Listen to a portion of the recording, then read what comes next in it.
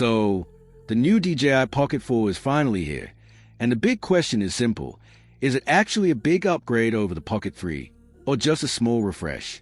At first glance, you might expect a huge jump, especially with a new sensor being mentioned. But here's the reality. Both the Pocket 4 and Pocket 3 use a 1-inch sensor, and in bright daylight, the difference is honestly very hard to notice. The Pocket 3 was already delivering excellent quality for such a tiny camera, and the Pocket 4 mostly keeps that same level. You might notice slightly brighter shadows, but overall detail stays very similar. Where things start to change is in more challenging lighting. The Pocket 4 comes with improved dynamic range, now up to 14 stops, and it actually makes a visible difference.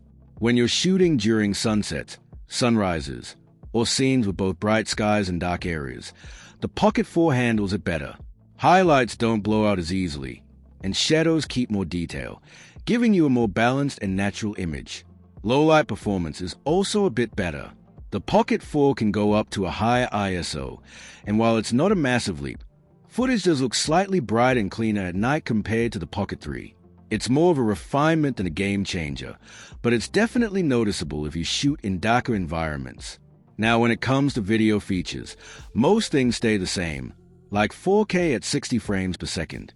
But there's one big upgrade that stands out, and that's slow motion. The Pocket 4 can now shoot 4K at 240 frames per second, which is a huge step up if you like capturing smooth, cinematic slow motion shots. There are also some smart usability improvements.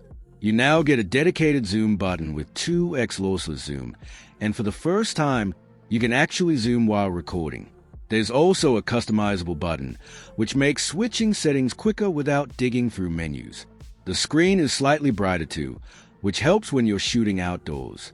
One of the more interesting new additions is the magnetic fill light. It snaps onto the camera and is powered directly by it, so you don't have to charge it separately. If you do a lot of vlogging at night or in low light, this can make a real difference by lighting up your face naturally. For photography, there's a big jump on paper, going from 9.4 megapixels on the Pocket 3 to 37 megapixels on the Pocket 4. You also get RAW support, which is great if you like editing your photos later. Another major upgrade is tracking. The Pocket 4 introduces ActiveTrack 7.0, and this is one area where it clearly improves. It does a better job staying locked on subjects, even if they move behind objects or get farther away. It's also more reliable when tracking moving objects or when you're using zoom. Battery life is improved too, giving you up to around 240 minutes, which is over an hour more than before. And it charges really fast, hitting about 80% in under 20 minutes, which is super convenient. But it's not all perfect.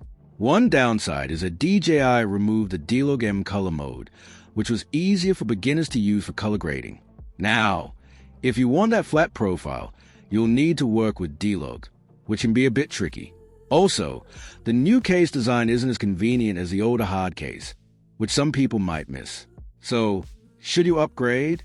If you already own the Pocket 3, the improvements are there, but they are not huge. It really depends on how much you care about better dynamic range, improved tracking, and small quality refinements. But if you're buying your first compact camera, the DJI Pocket 4 is easily one of the best options out there right now. At the end of the day, it's not a massive leap, but it's a smarter, more polished version of something that was already very good.